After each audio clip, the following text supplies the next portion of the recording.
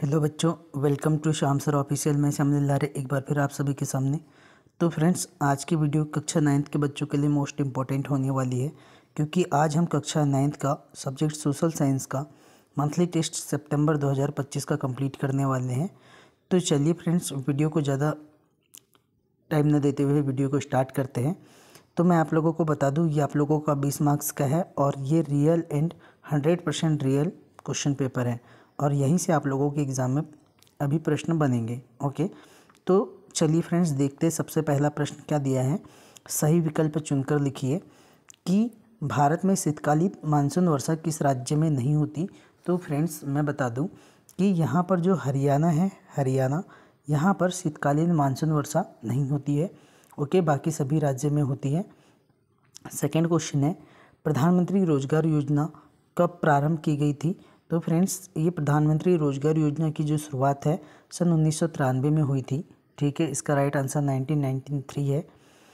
फिर रिक्त स्थानों की पूर्ति कीजिए। प्रथम विश्व युद्ध का सर्वाधिक प्रभाव खालिस्तान महाद्वीप पर पड़ा था। तो फ्रेंड्स, ये जो था यूरोप महाद्वीप पर सर्वाधिक प्रभाव पड़ा था। ठीक है।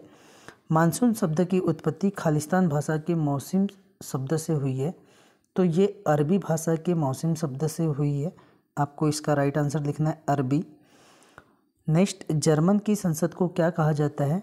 तो जर्मन की संसद को बुंडे स्टॉक, ठीक है, बुंडे स्टॉक कहा जाता है। ठीक है।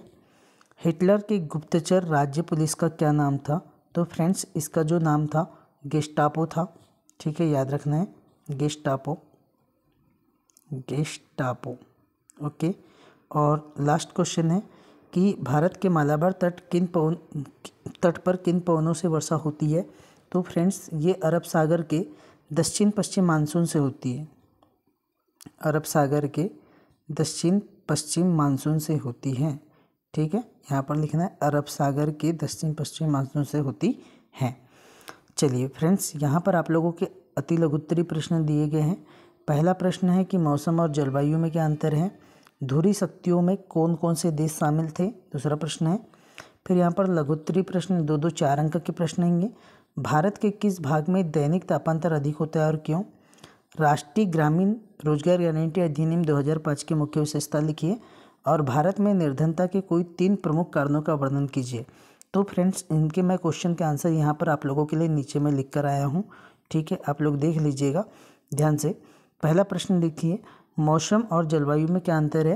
तो मौसम किसी स्थान पर अल्पकालिक दिन या सप्ताह वायुमंडलीय दशा है, जबकि जलवायु किसी क्षेत्र में दीर्घकालिक 30 या अधिक दिनों के लिए होती है। तो इसे औसत मौसम की दशा कहते हैं। बस इतना सा अंतर है कि मौसम अल्पकाल के लिए होता है और जो जलवायु होती है वो दीर्घकालिक होती है। ठीक है।